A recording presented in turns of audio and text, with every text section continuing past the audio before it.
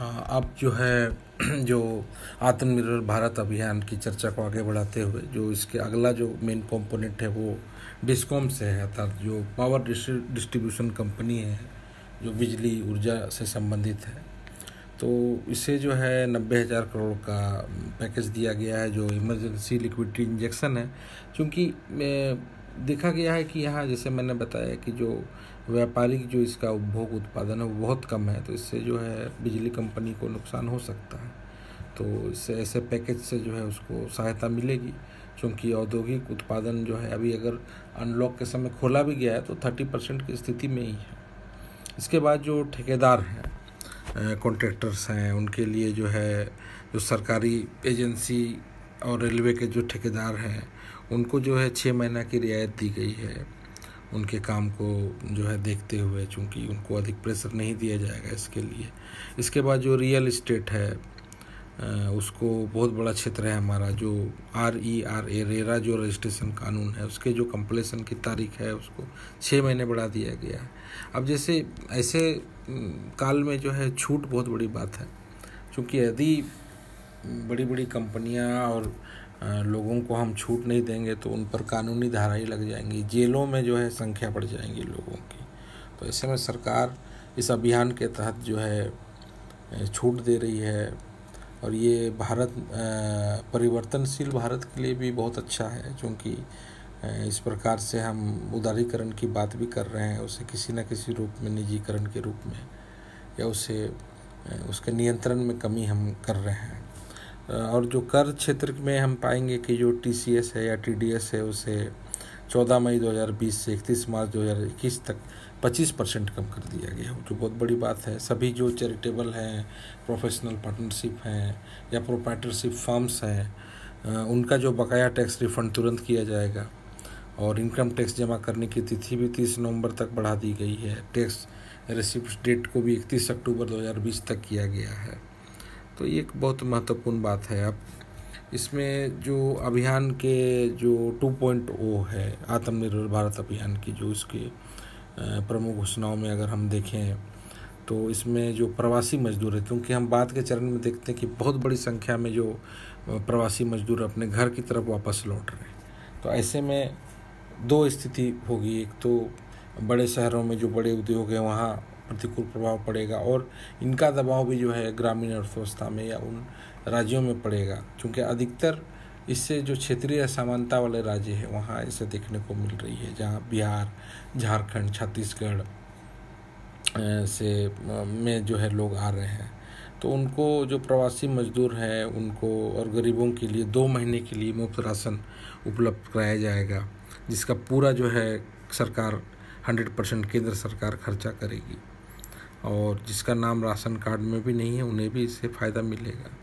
और जैसा कि जो one nation one ration card है वो 31 मार्च 2021 तक संपूर्ण तरीके से लागू किया जाएगा, अर्थात इसे और भी अधिक पारदर्शी बनाया जाएगा। कहीं से भी लोग ATM डेबिट की तरह जो है उसे परचेस कर सकेंगे। तो योजना में जो है उसका जो है विस्तारीकरण होगा, और चूँकि खाद्य से जुड़े जो योजनाएं हैं उनको अभी बहुत अधिक पारदर्शी और सरल करना बहुत ज़रूरी है, क्योंकि लोगों की जो प्राथमिक ज़रूरत है वो खाद्य है, चाहे अमीर हो चाहे गरीब हो। उसके बाद केंद्र सरकार देश भर में प्रवासी मजदूरों के लिए जो है अफोर्डेबल रेंटल हाउसिंग स्कीम लाएगी। जैसे बहुत स्टेट में देखने को मिल रहा है कि जो मकान किराए से संबंधित जो है नियम सरल कर दिए गए हैं, छूट भी दी गई है। तो इस प्रकार जो है सस्ते मकान की भी आवश्यकता बहुत ज़रूरी है। अब देखा गया है कि क्यों पलायन कर रहे हैं आखिर लोग जो है मुंबई से, बेंगलोर से, क्योंकि वहाँ खर्चा बहुत अधिक है। बड़े शहरों में लोगों को खाने पीने का खर्चा, एक दिन रहने का खर्चा बहुत अधिक हो जाता है। अगर अमीर व्यक्ति का भी जो अपना लाइफ स्टाइल है जैसे मुंबई में, तो वो बहुत ज़्यादा खर्चीला है। अगर कमाई अगर प्रभावित होगी प्रतिकूल रूप से तो गरीब से गरीब और अमीर से अमीर व्यक्ति भी वहाँ सस्टेन नहीं कर पाएगा। तो ऐसे लोग अपने घर की तरफ वापस लौटते हैं, क्योंकि वहाँ ग्रामीण अर्थव्यवस्था में अधिकतर लोग अपने खाने पीने की चीज़ों को, रहने की चीज़ों को सस्ते दर पर कर सकें। तो ये देखने को मिलता है। इस प्रकार की जो व्यवस्था से हमें सीख भी मिलती है। उसके बाद जो मुद्रा लोन योजना के जो लाभार्थी हैं उनके लिए जो शिशु लोन धारक है, जो आरंभिक लोन होता है, उसमें 12 महीने तक 2% तक की ब्याज सब्सिडी दी जाएगी और बशर्ते कि वो समय पर इसका किस्त का भुगतान करें, तो ये बहुत बड़ी राहत है। जो स्ट्रीट वेंडर्स हैं, जो फेरी वाले हैं, उनके लिए जो 50 लाख जो रजिस्टर्ड फेरी वाले हैं, जैसा कि हमने योजना भी चलाई थी उनके पंजीकरण के लिए, तो 5,000 करोड़ की सहायता दी गई है। प्रत्येक फेरी वाले को 10,000 रुपये की मदद की जो घोषणा है 1 महीने के अंदर की जाएगी। तो अब जैसे यहाँ बात आ रही है कि हमारे आशा के अनुरूप से भी ज़्यादा मजदूरों की संख्या देखने को मिल रही है, चाहे वो दिहाड़ी हों या रेडी वाले हों या फेरी वाले। तो ऐसे में उनमें भी जागरूकता होनी चाहिए इसके प्रति कि नहीं अपने आप को पंजीकृत करें अपने राज्यों में या कि केंद्रीय स्तर पर, राज्य के स्तर को। जब तक कि उनका डाटा नहीं होगा तब तक उनको सरकार प्रत्यक्ष तौर पर जो है मदद नहीं कर पाएगी। तो अब ऐसा टेंडेंसी था कि लोग इसको सीरियसली नहीं लेते थे। जैसे बहुत से उद्योग होते हैं उसका रजिस्ट्रेशन नहीं होता है, गलत तरीके से चलते हैं, उसी प्रकार अभी व्यक्ति को भी अपने लाभ के लिए अपना रजिस्ट्रेशन खुद कराना चाहिए, ताकि इससे पहचान की जा सके कि आप कहाँ पर काम कर रहे हैं या कहाँ से आए हैं। तो इस प्रकार जो है पंजीकृत लोगों को जो है अधिकतर योजना का लाभ सरलता से मिल जाता है। अब आवास के लिए जो है देखा गया है कि जो मध्यम आय वर्ग है, जैसा कि वार्षिक जो 6 लाख से 18 लाख रुपये के बीच है, तो जो प्रधानमंत्री आवास योजना जो पहले से चल रही है उसमें जो क्रेडिट लिंक सब्सिडी योजना को 1 साल यानी 31 मार्च 2021 तक बढ़ा दिया गया है। तो ये बहुत बड़ा राहत है। इसके तहत बहुत मकान जो है वो बनाए गए हैं, लोगों को बहुत राहत हुई। अब जो बहुत जो मुख्य धारा से अलग है, जैसे आदिवासियों के लिए जो रोजगार पैदा करने के लिए भारत सरकार ने जो आत्मनिर्भर भारत अभियान है उसमें 6,000 करोड़ का प्रावधान रखा है। ये बहुत विशेष बात है। इसके तहत जो है जो ट्राइफेड, जैसे ट्राइबल कोऑपरेटिव फेडरेशन हो, इस प्रकार के जो मार्केटिंग एजेंसी है जो विपणन से जुड़ी है और जो ट्राइबल प्रोडक्ट से अधिक जुड़ी हैं, उनके संस्कृति से अधिक जो है जीविका उपार्जन कृषि से जुड़ी हो, तो उसके लिए जो है 6,000 करोड़ रुपये का जो है लक्ष्य रखा गया है। किसानों के लिए जैसे मैंने बात की कि नाबार्ड के माध्यम से जो है उसमें जो है पैकेज दिया गया है, जिसमें 3 करोड़ छोटे और मार्जिनल किसानों को फ़ायदा होगा। 3 लाख करोड़ रुपया का जो है इसमें प्रावधान है। जो सीमांत किसान और लघु जो कृषक है वो बहुत इसमें हमें भारत में अधिक मिलते हैं, तो उनमें जो किसान क्रेडिट के माध्यम से 2 लाख रुपये का कंसेशनल क्रेडिट है, जिसमें मछली पालन पशुपालन को भी किसान क्रेडिट कार्ड से जोड़ा गया है।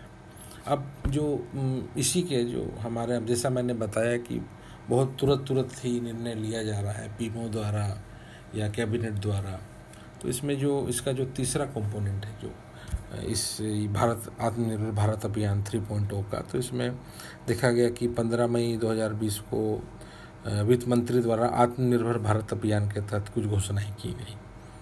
क्योंकि निर्णय कैबिनेट में लिए जाते हैं, पीएमओ द्वारा इसकी नीति निर्माण की जाती है, इसमें नीति आयोग का भी योगदान है। तो इसमें कृषि और कृषि से जुड़ी सेवा के लिए इसकी आधारिक संरचना को मजबूत करने के लिए 1 लाख करोड़ रुपये की मदद की जाएगी।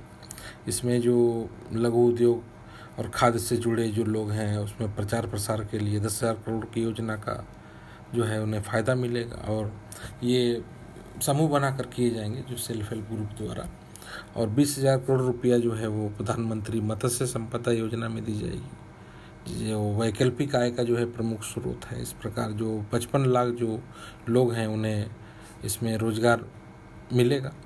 और मछली पालन जो है वो उसमें लोगों की नाव का भी जो है बीमा कराया जाएगा।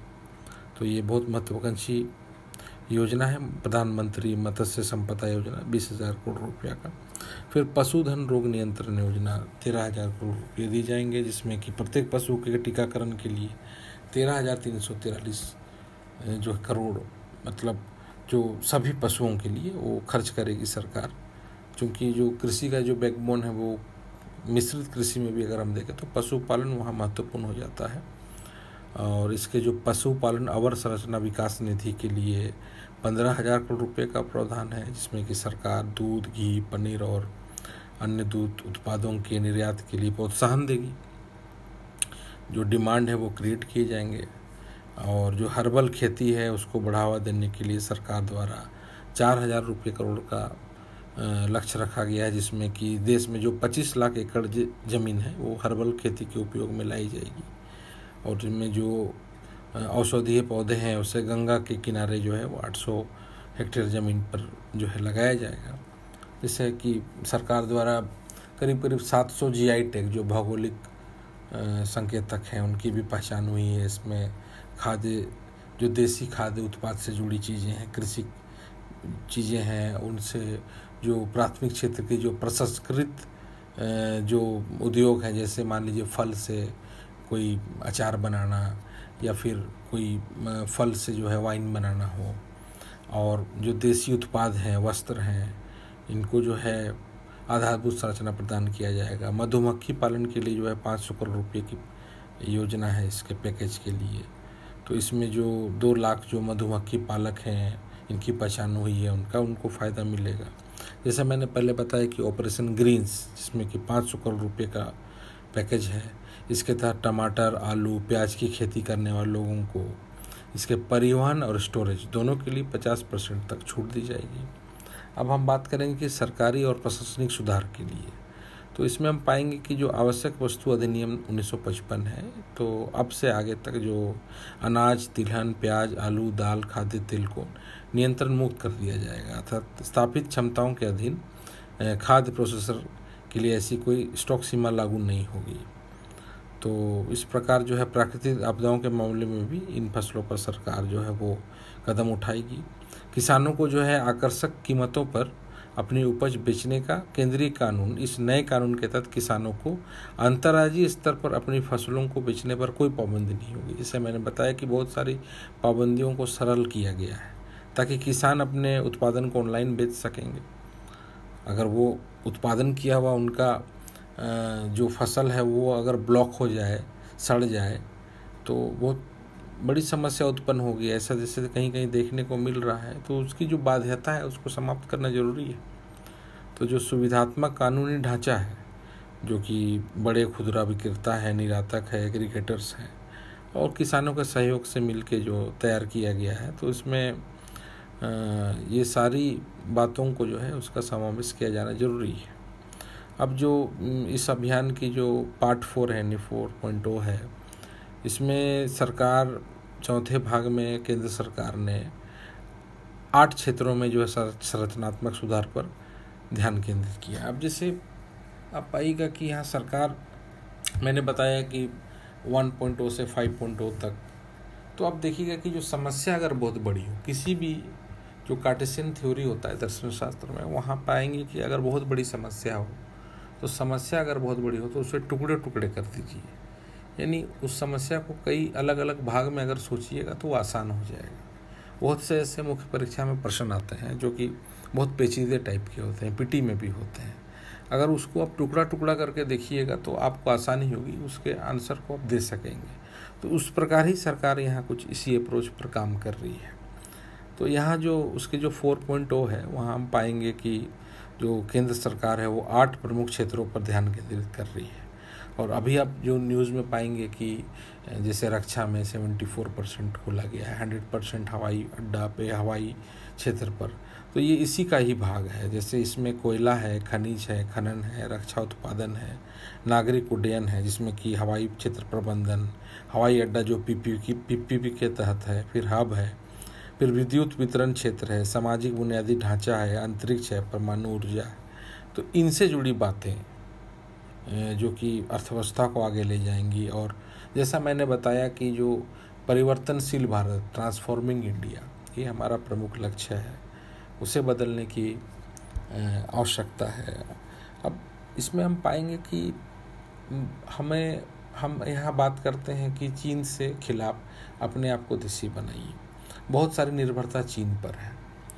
तो ऐसे में चीन में इन सब चीज़ों का बाज़ार है, वहाँ इसका इंफ्रास्ट्रक्चर है, और अन्य भी जो यूरोपीय राष्ट्र हैं या अमेरिकी राष्ट्र हैं वो भी चाहते हैं कि किसी एक स्थान पर इन सब चीज़ों का केंद्रीकरण ना हो, अर्थात बहुत सी छोटी छोटी मशीनरियों का केंद्रीकरण चाइना के माध्यम से होता है।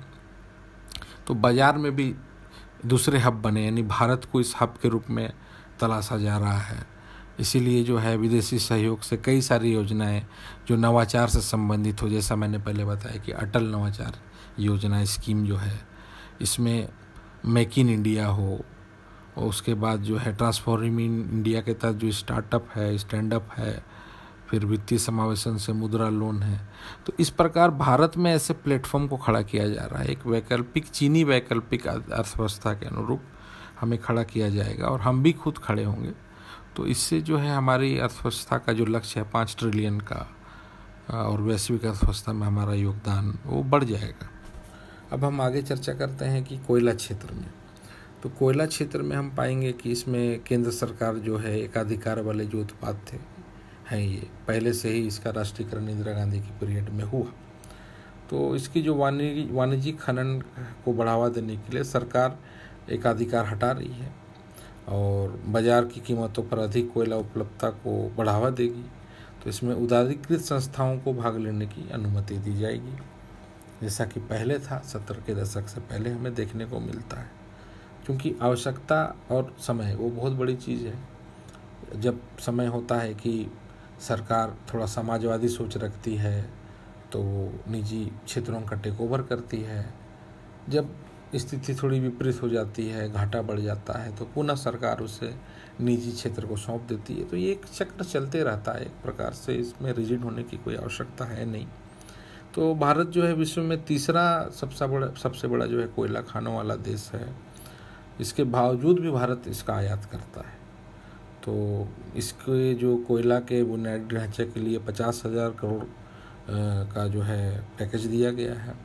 इसके अतिरिक्त जो खनिज और खनन क्षेत्र के लिए जो पट्टों का जो हस्तांतरण है और अधिशेष और अप्रयुक्त खनिज की बिक्री की अनुमति देने के लिए बंदी और गैरबंदी खानों के बीच का अंतर निकालना, जिसमें खनन और उत्पादन में बेहतर दक्षता है।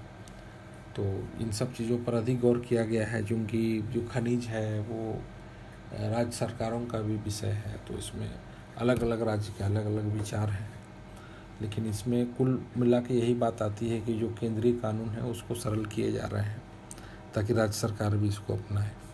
तो जो खनिज पट्टों के वितरण के समय की मांग ड्यूटी का जो रेशनलाइजेशन है वो किया जा रहा है, और सरकार खनिज सूचकांक के विकास की प्रक्रिया को आगे बढ़ाएगी, उसके इंडेक्स को आगे बढ़ाएगी, जिससे कि विकास और रोजगार को बढ़ावा मिलेगा। इसमें जो अत्याधुनिक प्रौद्योगिकी है, अन्वेषण है, खोज है, इस पर सुधार किए जाएंगे, संस्थात्मक सुधार होंगे।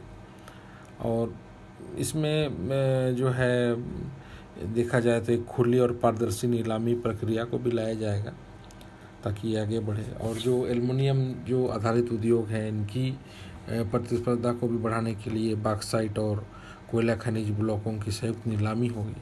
क्योंकि अब देखा जाए तो जो बिजली की लागत को कम करने के लिए जो एल्युमिनियम मदद करता है, तो इसके लिए भी आवश्यकता है।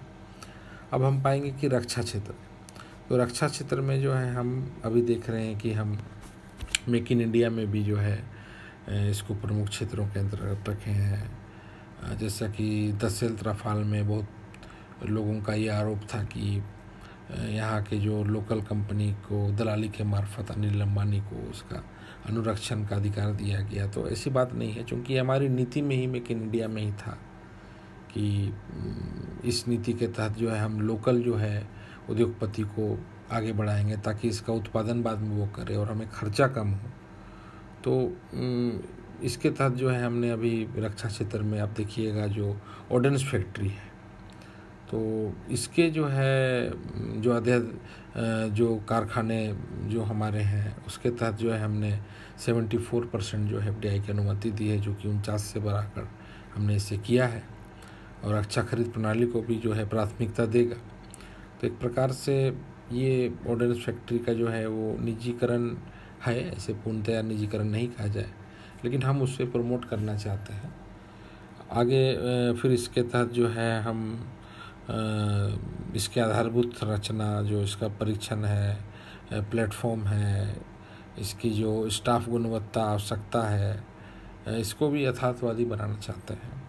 इसके बाद जो उड्डयन क्षेत्र है, जैसे मैंने बताया कि अभी 100% अनुमति है, तो जो नागरिक विमानों की जो उड़ानों के लिए स्वतंत्र रूप से भारतीय हवाई क्षेत्र का 7% ही उपलब्ध है, तो जिसे बढ़ाने पर विचार किया जा रहा है। जितना कवरेज बढ़ेगा, लॉजिस्टिक बढ़ेगा, उतना फ़ायदा होगा। तो भारत एयर स्पेस के उपयोग पर प्रतिबंध को आसान किया जाएगा ताकि नागरिक जो उड़ान अधिक कुशल हो। इसके लिए जो है उड्डयन क्षेत्र के लिए हर वर्ष जो है 1000 करोड़ रुपये का लाभ आएगा, तो ये लाएगा। फिर जो हवाई क्षेत्र का जो ऑप्टिमम आप देखिएगा कि जो यूज़ है उसको बढ़ाया जाएगा। पीपीपी मोड पर यानी पब्लिक प्राइवेट पार्टनरशिप पर जो है इसके रख रखाव किए जाएंगे। तो इससे हम अनुमान है कि इससे हमें आगे स्थिति सुधरेगी, क्योंकि बहुत ख़राब स्थिति में अभी ये चल रही है। तो जो है 12 हवाई अड्डों में जो निजी क्षेत्रों द्वारा 13,000 करोड़ रुपये का अतिरिक्त निवेश की उम्मीद है हमें इससे प्राप्त होगा। फिर जो है जैसा मैंने बताया आरंभ में कि जो डिस्कॉम है, जिसमें कि हम स्मार्ट प्रीपेड मीटर की बात कर रहे हैं, जो रेगुलेटरी एसेट नहीं होने की बात कर रहे हैं, फिर सब्सिडी के लिए डीबीटी की बात कर रहे हैं, फिर क्रॉप सब्सिडी में प्रगतिशील कमी की बात कर रहे हैं। उसके बाद जो डिस्कॉम के लिए सेवा संबंध दंड के मानक थोड़ा हम उसको हल्का करेंगे ताकि ऐसी स्थिति में थोड़ा सरलता से काम लिया जाए। फिर डिस्कॉम को पर्याप्त पावर सुनिश्चित करने पड़ेंगे। उसके बाद लोड शेडिंग पर भी हम थोड़ा दंड देंगे, तो ऐसे में इनकी स्थिति अच्छी होगी। फिर सामाजिक जो इंफ्रास्ट्रक्चर है, जो आधारभूत है, इसमें हम निजी क्षेत्रों को भी बढ़ावा देंगे। बहुत से जो है हम इसमें एनजीओस के पार्टिसिपेशन को और अधिक भूमिका को बढ़ाने का प्रयास करेंगे। जो सेल्फ हेल्प ग्रुप है, विशेषकर महिला स्व सहायता, इसके तहत जो है हम बात करेंगे। आप देखिएगा कि जो नीति आयोग का जो 2017 में महिला सशक्तिकरण पर जो कार्यक्रम था, इसमें जो इसके मुख्य ब्रांड एम्बेसडर थे, जो अभी जिनकी आत्महत्या के कारण मृत्यु हुई, जो प्रसिद्ध अभिनेता जो सुशांत सिंह राजपूत है, वो ब्रांड एम्बेसडर थे। तो इन सब चीज़ों पर कार्य किया जा रहा था। इसके बाद जो है जो सरकार केंद्र और राज्य की जो कुल परियोजना है, तो इसमें जो है इसके 30% तक जो है इसकी वायबिलिटी गैप फंडिंग की मात्रा में वृद्धि करेगी, और इसके लिए जो है कई परियोजनाएं लाई जाएंगी ताकि सामाजिक आधारभूत को जो है इम्पोर्टेंट दिया जाए। अब जो हमारा सबसे बड़ा जो सोशल कैपिटल है, अगर देखा जाए तो सामाजिक पूंजी क्या है, वो है हमारा भाईचारा, अपना सामंजस्य और एक सूत्र में बंधना। तो ये बहुत ज़रूरी है किसी भी अर्थव्यवस्था में। इसके लिए शांति बहुत ज़रूरी है। भारत जैसे देश के लिए तभी सार्थक है जब यहाँ लोग जो है भाईचारा के साथ, सामंजस्य के साथ रहें। तो ये बहुत बड़ी सोशल इन्वेस्टमेंट इसको कहा जाता है, सोशल कैपिटल कहा जाता है, जो सामाजिक पूंजी है। अब अंतरिक्ष के लिए जो है उपग्रह प्रक्षेपण है और अंतरिक्ष आधारित जो सेवा है, इसको निजी कंपनियों के लेवल प्लेइंग फील्ड पर काम किया जाएगा, जैसे कि फॉरेन में स्पेस एक्स के मामले में देखा जाता है या ब्लू ओरिजिन के मामले में देखा जाता है। तो जो खर्चा है हाँ बहुत ज़्यादा है और रिस्क का फैक्टर बहुत ज़्यादा रहता है। ऐसे में निजी क्षेत्रों को लाने से प्रबंधकीय क्षमता बढ़ेगी और इसके समायोजन में आसानी होगी, और निजी क्षेत्र को जो अनुमानित नीति से या विनियमन से वातावरण प्रदान किया जाएगा। तो इससे क्या होगा कि इनको अन्य प्रासंगिक संपत्ति का उपयोग करने की अनुमति मिल जाएगी, जिसमें कि ग्रहों की खोज, बाहरी अंतरिक्ष यात्रा के लिए जो भविष्य की परियोजनाएं हैं वो निजी क्षेत्रों के लिए ओपन की जाएंगी, जैसा कि अभी हमने स्पेस एक्स के मामले में जो फाल्कन को देखा। तो इससे आगे की दिशा में जो है आसानी होगी। फिर एक उदार जो है भूसैद्धांतिक डेटा नीति के माध्यम से जो उद्यमियों को रिमोट सेंसिंग डाटा भी प्रदान किया जाएगा, इसके लिए भी वो काम करेगी। परमाणु ऊर्जा क्षेत्र में जो है जो मेडिकल आइसोटोप है उसके उत्पादन के लिए हमने प्राइवेट पार्टनरशिप मोड पर जो है अनुसंधान रिएक्टर स्थापना करेंगे। इसमें कैंसर या अन्य बीमारियों के लिए सस्ते उपचार के माध्यम से मानवता के कल्याण को बढ़ावा दिया जाएगा। जो कृषि सुधार हैं जो एटॉमिक स्तर पर, इसके लिए जो है हम काम करेंगे, जैसा कि जो चर्चा में रहा जो Cas9 जो आणविक कैंची है, जो डीएनए लेवल पे हम उसमें परिवर्तन करते हैं, इस पर जो है इस प्रकार के जो उदाहरण है उसको भी काफ़ी प्रमोट किया जाएगा। भारत के जो मजबूत इकोसिस्टम है उसको परमाणु क्षेत्र से जोड़ा जाएगा, ताकि इससे जुड़े जो हैं सुविधा, तकनीक, उद्यमियों के बीच तालमेल को स्थापित करने पर बल दिया जाएगा। अब जो आत्मनिर्भर भारत अभियान का जो फाइनल पार्ट है 5.0, जो अभी तक यानी देखा जाए आज तक, तो इसमें जो रोजगार क्षेत्र के लिए है वो 4 लाख करोड़ रुपया का जो है वृद्धि किया गया। जैसे मैंने बताया, जो मनरेगा आवंटन है अतिरिक्त जो है, इसमें जो 300 करोड़ व्यक्ति दिन बनाने में मदद होगी, और जो मानसून के समय में जो प्रवासी लौटेंगे उससे भी काम दिया जाएगा, इससे जोड़ा जाएगा। जो जल संरक्षण परिसंपत्ति है वहाँ टिकाऊ और आजीविका की अधिक परिसंपत्तियों का निर्माण होगा। इसके बाद जो उच्च उत्पादन के माध्यम से ग्रामीण अर्थव्यवस्था को बढ़ावा मिलेगा। स्वास्थ्य क्षेत्र में हम देखेंगे कि जो पब्लिक हेल्थ सिस्टम है उसको वहाँ निवेश बढ़ाया जाएगा, सार्वजनिक खर्चा बढ़ेगा, आधारभूत संस्थानों में निवेश होगा, ग्रामीण और शहरी क्षेत्रों में स्वास्थ्य और कल्याण केंद्रों की मजबूती होगी।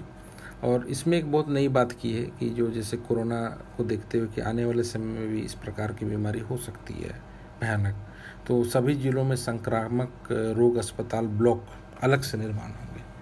इसकी प्रयोगशाला नेटवर्क और निगरानी मजबूत होगी, तो इसको पृथक रूप से जो है एक ब्लॉक के रूप में स्थापित किया जाएगा हर जिला में। इसके बाद जो है Indian council of medical research द्वारा अनुसंधान को प्रोत्साहन देने के लिए एक स्वास्थ्य नामक जो है नेशनल इंस्टीट्यूशनल मंच बनाया जाएगा।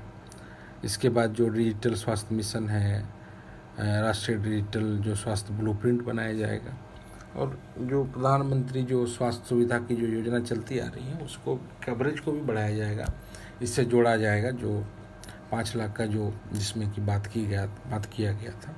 अब शिक्षा के क्षेत्र में अब बहुत बड़ी चैलेंजिंग है कि जो विद्यालय अगर नहीं जाएंगे बच्चे और शिक्षा कॉलेज में नहीं मिलेगी, चाहे वो वाणिज्यिक हो गैर वाणिज्यिक हो किसी भी प्रकार से, तो इसमें बहुत बड़ी चुनौती है कि फिर क्या होगा आगे। तो इसमें इस गैप को भरने के लिए जो है PM ई विद्या डिजिटल ऑनलाइन शिक्षा जो मल्टी मोड एक्सेस है उसको लॉन्च किया जाएगा। जैसा भी चल भी रहा है कि जो इंटरनेट के माध्यम से जिसमें रिलायंस सहयोग कर रही है, जो 4G हो या 5G डाटा के माध्यम से ऑनलाइन शिक्षा बच्चों को दी जा रही है। जैसे स्कूली शिक्षा के लिए दीक्षा है, ऑनलाइन व्हाट्सएप के माध्यम से उन्हें सिलेबस दिए जा रहे हैं, एग्ज़ाम लिए जा रहे हैं, और जो कंटेंट है वो सभी ग्रेड पर जो है वो उसकी जो है वो भूमिका बढ़ जाती है। और इसमें जो है एक राष्ट्र और एक डिजिटल प्लेटफॉर्म के लिए जो है पाठ्यक्रम तैयार किए जा रहे हैं, और 1ली से 12वीं कक्षा तक जो है वो टीवी चैनल प्रति कक्षा पर चैनल हो, चाहे NCERT का हो, और इसमें लोकसभा, राज्यसभा, दूरदर्शन की भूमिका भी बहुत महत्वपूर्ण है।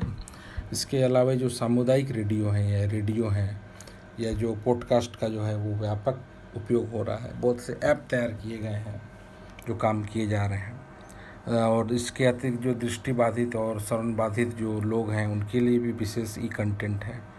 अब एक बहुत बड़ी बात है कि इस बीच में जो है मानसिक बीमारी, जो हमारा जो मानसिक संतुलन है वो असंतुलित हो जाता है, हम तनाव में आ जाते हैं, कई लोग आत्महत्या भी करते हैं। तो इसमें एक कार्यक्रम जो है मनोदर्पण चलाया गया, जिसमें कि छात्रों को, शिक्षकों और परिवारों के मानसिक स्वास्थ्य के लिए एक पहल तुरंत शुरू की जाएगी। इसमें जो डिजिटल संप्रेषण के माध्यम से डॉक्टरों द्वारा सलाह दी जाएगी, संवाद बनाया जाएगा, ताकि अभी वर्तमान में जो हम असामाजिक हो गए हैं, अर्थात हम मेल जोल नहीं कर पा रहे हैं, बाहर नहीं जा रहे हैं, तो ऐसे में घर में तनाव है, हम घूम नहीं रहे हैं, पर्यटन के दृष्टिकोण से हम मनोरंजन नहीं कर रहे हैं, खेल कूद, सिनेमा सभी बंद है, तो इससे मानसिक तनाव बहुत उत्पन्न हो रहा है। तो इसके लिए मनोदर्पण जो है बहुत सहायक है। इसके बाद जो है हमारा देखने को मिलता है नेशनल फाउंडेशनल लिटरेसी और न्यू मेर्सी मिशन जो दिसंबर 2020 तक लॉन्च किया जाएगा। इसके अलावा जो है 2025 तक प्रत्येक बच्चा जो है उसके ग्रेड 5 में शिक्षा स्तर के परिणाम हम सुनिश्चित करेंगे। तो शिक्षा के क्षेत्र में इस प्रकार की जो है बातें आ रही हैं। फिर ईज ऑफ डूइंग बिजनेस में उसके लिए जो है हमें जो एमएसएमई सेक्टर हैं उनके जो दिवालिया कानून है, जो इंसॉल्वेंसी कोड है, उसके तहत जो उसको बड़ा सरल किया गया है, वहाँ उसको सशक्त नहीं बनाया गया है, थोड़ी छूट दी गई है। तो इसमें जो दिवालिया जो कानून है उसको थोड़ा सा सरल किया गया है। डिफ़ॉल्ट की जो परिभाषा है उसको थोड़ा सा अभी वर्तमान में थोड़ा सा उसको स्थिर रखने की आवश्यकता है। फिर इसमें जो व्यवसाय शुरू करने और इंसॉल्वेंसी रेजुलेशन में जो रैंकिंग है उसके लिए योगदान बढ़ाने के लिए जो काम किए जा रहे हैं, जैसे कंपनियों द्वारा सिक्योरिटीज़ की सीधा लिस्टिंग हो रही है। उसके बाद जो है बहुत से जो कंपनी एक्ट जैसे 2013 में हम पाएंगे कि वहाँ कुछ चेंजेस किए जा रहे हैं। फिर कंपनी लॉ ट्रिब्यूनल में विशिष्ट बेंच बनाए जा रहे हैं ताकि इसको सरलता से काम कर सके, बहुत अधिक जो है सशक्त होकर काम नहीं कर पाए। तो इसमें जो स्टार्टअप के लिए चूक के लिए कम दंड भी रखा गया है, क्योंकि वो छोटी कंपनी या एक व्यक्ति कंपनी होती है, तो स्टार्टअप में उसके लिए सरल उसको थोड़ा सा न्यून कर दिया गया है। कंपनी एक्ट में भी जैसे बदलाव नियम उपनियम के तहत चेंजेस लाए जाएंगे। इसमें जो बोर्ड रिपोर्ट में जो कमियां हैं या चूक दायर करना है या एजीएम जो उसका रखने में देरी है, उसको जो है कंपनी एक्ट के उल्लंघन को जो है गैर आपराधिक बनाया जाएगा। और इसके अतिरिक्त जो आंतरिक स्थगन जो तंत्र है उसको भी स्थानांतरित किया जाएगा। कुछ सख्तियों में भी वृद्धि की जाएगी। और जो नेशनल कंपनी लॉ ट्रिब्यूनल है उसको डीक्लॉक जो है करने का जो है उस पर बात आ रहा है, उसमें थोड़े संशोधन किए जाएंगे। इसके बाद जो है सार्वजनिक क्षेत्र की जो उद्यम नीति में बदलाव अर्थात जो पीएसयू सेक्टर हैं वहाँ पर उनको, जैसा हमें अभी देखने को मिला कि हमने बीपीसीएल का जो 53% जो है शेयर उसको सामरिक विनिवेश किया, अर्थात समय को देखते हुए उसके क्षेत्र जो बड़े भाग को जो है हमने उससे विनिवेश कर बेचा, उसमें निजीकरण को प्रोत्साहन दिया। तो उन क्षेत्रों की जो है पहचान की जाएगी और उनमें निजी क्षेत्रों को जो है अनुमति दी जाएगी। जैसे अभी हमने स्पेस हो, रक्षा हो, इस पर हमने वर्तमान में बात की। इससे पहले भी हम पाएंगे कि जो हम सामरिक विनिवेश के माध्यम से बहुत से जो नवरत्न जो कंपनी है उनको भी हम विनिवेश कर रहे हैं, क्योंकि उसकी प्रबंधकीय क्षमता को हम बढ़ाना चाहते हैं। और वहाँ जो मान लीजिए कि वो सिंगल प्लेयर अगर वहाँ है तो उसको हम मल्टी प्लेयर सेक्टर भी बनाना चाहते हैं। तो इस प्रकार हम जो बेकार प्रशासनिक लागत को कम करने के लिए जो है रणनीतिक जो है जो स्ट्रेटेजिक क्षेत्र में उद्यमों की संख्या को संतुलित करना चाहते हैं, जो कि विलय या फिर निजीकरण या होल्डिंग कंपनियों के तहत इसको हम ला सकें। फिर जो है हम पाएंगे कि जो आरबीआई द्वारा जो अर्थोपाय अग्रिम है, जो एडवांस एंड मीन्स है, उसमें सीमा को जो है 60% बढ़ाया गया है, जो कि बहुत बड़ा एक प्रकार से मानक है काम करने का। केंद्र और राज्य के बीच जो पुल का काम करता है, नोट छापने की उसकी अपनी प्रक्रिया है, उसको पूर्ति करना होता है। फिर राज्य के लिए जो लगातार ओवरड्राफ्ट में होने वाले जो दिनों की संख्या है उसे 14 दिन से बढ़ाकर 21 दिन कर दिया गया है। फिर राज्य के जो एक तिमाही में लगातार ओवरड्राफ्ट में होने वाले दिनों की संख्या 32 से 50 कर दी गई है, जो टेक्निकल एस्पेक्ट हैं। उसके बाद जो राज्य सरकारों का समर्थन करना और राज्य के स्तर पर सुधार लाना, इसमें जो भविष्य के जो उच्च जीएसडीपी विकास वाले कम घाटे के माध्यम से अतिरिक्त ऋण की स्तर सुनिश्चितता किया जा रहा है उसके लिए। फिर प्रवासियों के कल्याण को बढ़ावा देने के लिए खाद्य वितरण में रिसाव को कम किया जाएगा। निवेश के माध्यम से जो है रोजगार सृजन किए जाएंगे। तो इस प्रकार की जो है वो बहुत सारी बातें जो है वो आ रही हैं। तो इस प्रकार हम पाते हैं कि जो कोविड-19 और कोरोना के संक्रमण में जो ये पहल की गई है भारत सरकार द्वारा, वो बहुत ही सराहनीय है, जिसमें कि आत्मनिर्भर भारत अभियान की भूमिका बहुत ही अधिक है। इससे इस कठिन दौर में भी हम आने वाले समय में हमारी अर्थव्यवस्था और हमारा जो सामाजिक ढांचा है और इसके अलावा जो हमारा राजनीतिक संरचना है वो अच्छा रहेगा।